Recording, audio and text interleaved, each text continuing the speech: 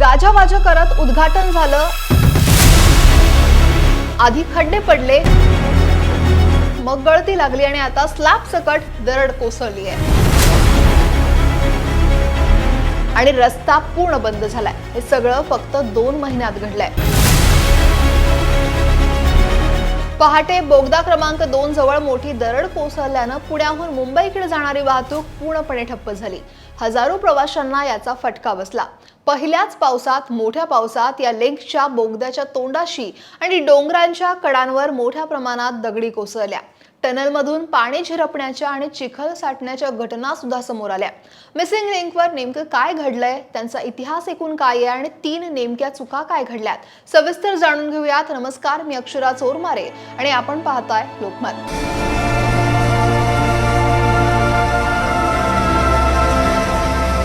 मुंबई आणि पुण्यातलं अंतर 20 ते 25 मिनिटांनी कमी करणारा देशातला सगळ्यात मोठा भुयारी मार्ग म्हणजे मिसिंग लिंक। याआधी व्हायचं काय तर मुंबई पुणे एक्सप्रेस वेवर असलेला खंडाळा घाट हा नेहमीच ट्रॅफिक आणि अपघातांचं मुख्य कारण राहिला। पावसाळ्यात तर इथं दरडी कोसळणं हे रोजचंच झालेलं आणि यावर तोडगा म्हणून 2015-16च्या दरम्यान मिसिंग लिंक प्रकल्पाची आखणी झाली। खोपोली म्हणजेच खालापूर टोलनाका ते कुसगाव असा हा 13.3 किलोमीटरचा नवा मार्ग आहे। यात आशियातील सगळ्यात रुंद बोगदे आणि तब्बल 180 मीटर उंचीचा केबल स्टेड पूल बांधला गेलाय। तर हा प्रकल्प मुंबई पुण्याची वाहतूक फक्त वेगवान करणारा नाही तर घाटातील अवघड वळण हे पूर्णपणे संपवणारा ठरला। मग एवढ्या अद्ययावत तंत्रज्ञानाचा वापर करूनही पहिल्याच पावसात नेमकं काय चुकलं तर तज्ञांच्या मते इथं 3 मुख्य चुका झालेल्या असाव्यात। एकतर सह्याद्रीचे डोंगर हे बेसॉल्ट खडकांनी बनलेले आहेत, जे वरून जरी कडक दिसत असले तर आतून अनेकदा ठिसूळ असतात। बोगद्यांसाठी मोठ्या प्रमाणात ब्लास्टिंग म्हणजेच स्फोट केल्यामुळे डोंगराच्या मूळ रचनेला अंतर्गत धक्के बसले आणि खडक सैल झाले। पावसाचं पाणी त्यानंतर खरं तर डोंगरावरून खाली येताना त्याला वाहून जाण्यासाठी नैसर्गिक मार्ग असतात। बांधकामादरम्यान हे मार्ग ब्लॉक झाले आणि परिणामी पाणी हे बोगद्यांच्या वरच्या भागात साचून दाब निर्माण झाला। आणि शेवटचं कारण म्हणजे काय तर डेडलाईन पाळण्याच्या नादात डोंगरांच्या कडा सुरक्षित करण्यासाठी जे शॉर्ट क्रेटिंग म्हणजे सिमेंटचा थर देणं किंवा मग रॉक बोल्टिंग करायचं होतं ते अनेक ठिकाणी कच्चं राहिलं असावं असं सुद्धा म्हटलं जात आहे, ज्यामुळे पावसाच्या पाण्याचा दाब पडला असावा आणि ही दरड कोसळली असंही सांगितलं जात आहे। पण अर्थातच या सगळ्या शक्यता आहेत। पण याच कामासंदर्भात मिसिंग लिंकच्या उद्घाटनाआधी MSRDCचे मॅनेजिंग डायरेक्टर नेमकं काय म्हणाले ते ऐकूया। 13.30 किलोमीटरमध्ये टनेल आणि ब्रिजेस असा एकत्रितपणे हा कन्स्ट्रक्शनचा प्रोजेक्ट होता। या ठिकाणी टनेलचं जे बांधकाम आहे ते करताना बऱ्याच अडचणी आल्या। हा टनेल जगातील सगळ्यात रुंद टनेल आहे। 23.50 मीटरचा हा रुंद टनेल आहे। गिनी बुक ऑफ वर्ल्ड रेकॉर्डमध्ये याची नोंद झाली आहे आणि रुंदी जास्त असल्यामुळे टनेल एक्सकॅव्हेशनमध्ये बऱ्याच अडचणी येत गेल्या। काही ठिकाणी टनेलमध्ये आता हा सह्याद्रीचा बेल्ट असल्यामुळे खूप स्ट्रॉंग रॉक आहे या ठिकाणी, पण काही ठिकाणी आम्हाला लूज रॉक पण भेटला या ठिकाणी टनेलिंगचं काम करताना, आणि त्या ठिकाणी आव्हान निर्माण झाले होते। आम्ही एक्सपर्ट जिओलॉजिस्टला पाचारण केलं, त्यांच्या सल्ल्याने मग तिथलं सॉईल इन्व्हेस्टिगेशन करून परत तिथं त्या ठिकाणी अगदी सुरक्षेच्या काळजी घेत सपोर्ट करत आम्ही पुढे टनेलचं काम करत गेलो। महाराष्ट्र राज्य रस्ते विकास महामंडळ म्हणजेच MSRDCनं हा प्रकल्प अंदाजे 7,181 कोटी रुपये खर्च करून पूर्ण केला। 1 मे 2026ला महाराष्ट्र दिनाच्या मुहूर्तावर राज्याचे मुख्यमंत्री देवेंद्र फडणवीस, 2 उपमुख्यमंत्री त्यांच्या हस्ते या प्रकल्पाचं मोठ्या दिमाखात उद्घाटन झालं। त्यावेळी याला अभियांत्रिकी चमत्कार असं संबोधण्यात आलं होतं। या प्रकल्पासाठी आणि इतर कामांचा खर्च हा वसूल करण्यासाठी मुंबई पुणे एक्सप्रेस वेवरील टोल वसुलीचा कालावधी हा 15 वर्षांनी वाढवून 2045 पर्यंत करण्यात आला। मात्र आजची दरड कोसळण्याची आणि बोगद्याच्या संरक्षक भिंतीचा भाग पुलावर येण्याची घटना ही अत्यंत गंभीर आहे। प्रकल्पाच्या कामाच्या गुणवत्तेवर आता गंभीर प्रश्न सुद्धा निर्माण केले जात आहेत। जगातील सगळ्यात रुंद बोगदा आणि देशातील सगळ्यात उंच पूल असे दावे करणाऱ्या या प्रकल्पाची सुरक्षा आणि टिकाऊपणा तपासण्याची मागणी ही विरोधकांकडून आणि सामान्य नागरिकांकडून आता केली जाते। याच संदर्भात सुप्रिया सुळे काय म्हणाल्यात ऐकूया।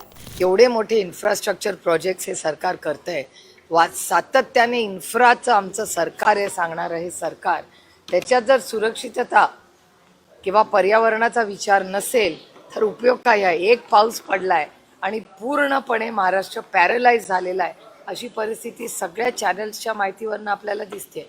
आज तुम्ही पुण्याच्या स्टेशनला जा, ST स्टँडला जा, शाळा बंद आहे, कॉलेज बंद आहे हे मी समजू शकते, पण कनेक्टिव्हिटी पुणे आणि मुंबई ही एवढी महत्त्वाची शहरं आहेत त्याच्यात कनेक्टिव्हिटी बंद होणं हे धक्कादायक आहे. म्हणजे पुण्या मुंबईमध्ये सेशन चालू आहे. सेशनला आमदार पण आज पोहोचणार आहेत का नाही देवालाच ठाऊक. आणि जर आमदार निघाले नसतील तर माझी त्यांना विनंती आहे, जाऊ नका, रिस्क घेऊ नका. पण जर आमदार खासदार लोकप्रतिनिधी विधान भवनला पोहोचू शकत नसतील, तुम्ही विचार करा, एखादी इमर्जन्सी असेल, एखादा डॉक्टर असेल, कुणाची फ्लाईट असेल, कुणाच्या शिक्षणाची कामं असतील, एवढी कामं असतात, त्याच्यासाठी कोणी मुंबई पुणे प्रवास करू शकत नाही. आणि मुंबई पुणे प्रवास करण्यासाठी 3 रस्ते, एक रस्ता नाही आहे, 3 रस्ते. एक ताम्हिणी घाटातून तुम्ही जाऊ शकता, तो बंद. मिसिंग लिंक म्हणे तो बंद. जुना आपला म्हणजे तुमचा कदाचित जन्मही झाला नसेल तेव्हा, आमच्या लहानपणी आम्ही त्या खंडाळाच्या घाटाने जायचो, जुना रस्ता ज्याला म्हणतात, तोही बंद. मग सगळेच रस्ते बंद झाले असतील तर ह्या सगळ्याचं ऑडिट व्हायला नको की एवढे इन्फ्रास्ट्रक्चर प्रोजेक्ट्स करताना पर्यावरणाचा विचारच या सरकारने केलेला नाहीये. आणि सगळ्याचे कॉस्ट एस्किलेशन्स आहे, नुसता इन्फ्राचा इश्यू नाहीये. प्रत्येक आजपर्यंत या केलेल्या सरकारच्या प्रत्येक प्रोजेक्टचं कॉस्ट एस्किलेशन झालेलं आहे. याच घटनेवर स्वतः मुख्यमंत्री देवेंद्र फडणवीसांनी काय प्रतिक्रिया दिली ती पाहूयात. आज आपण पाहू शकतो मुंबई पुण्याचा जो रोड आहे त्याच्यावर दरड कोसळलेली आहे.